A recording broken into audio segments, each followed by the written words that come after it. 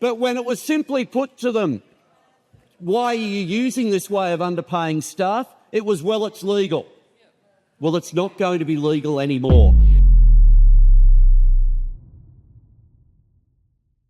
Thank you, Mr Speaker. My question is to the Minister for Employment and Workplace Relations.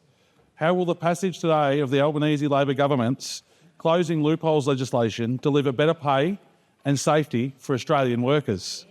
Call to the Minister for Employment, Workplace Relations and Minister for the Arts. Thanks very much, Mr Speaker, and I thank the member for Hunter for the question and acknowledge that from the moment he arrived here, he's been arguing that we need to close the labour hire loophole. We're going to do that today. Order. Today is a great day for workers across Australia. Today's legislation will make workplaces across Australia safer. Today's legislation will also stop underpayments. Stop underpayments by closing the labour hire loophole and stop underpayments by finally making wage theft a crime.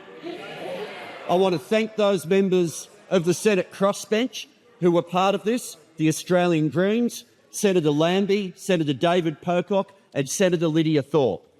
I want to acknowledge, though, that those opposite did what they have always done. And once again, when given the chance, which way do you vote on wage theft being a crime? Order. Order. The member for Deakin will cease objecting. The manager is on his feet on a point of order.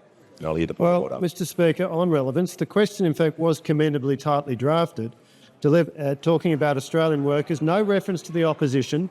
The Leader of the House has gone straight there. He's outside of the terms of the question and he should be directed back to the question.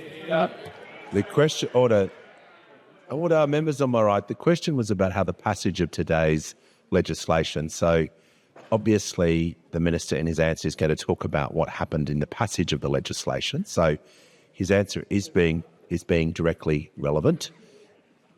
And in continuation, he'll be heard in silence. Thanks, Mr Speaker. Some of those opposite in particular might not be aware of just how unfair the labour hire loophole is. And so I want to repeat an account given by the member for Hunter himself for when he worked in the coal industry, where there were 5 workers. Order. He was one of them. I don't know how you got 5 people in the car when he was one of them, but the 5 of them would drive to work together. All 5 were doing the same job. All 5 were on the same roster. Objecting. 3 of them were directly employed. The other 2 were labour hire. The difference in wages for those people with the same qualification on the same shift each year was a total of $30,000 different. Simply because there was technically a different employer, miners were earning $30,000 a year less. Imagine if some of the companies that have been responsible for this behaviour had spent a little bit less on advertising and a little bit more on paying their workers. But when it was simply put to them, why are you using this way of underpaying staff? It was, well, it's legal.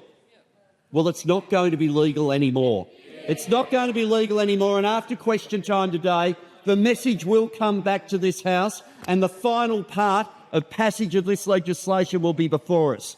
So far, this term alone, when it's come to the passage of legislation, those opposite have voted 34 times to keep wages low. 34 times. The final chance will come this afternoon as to whether or not they believe wage theft should be a crime, whether or not it's time to close the loopholes that see workers underpaid.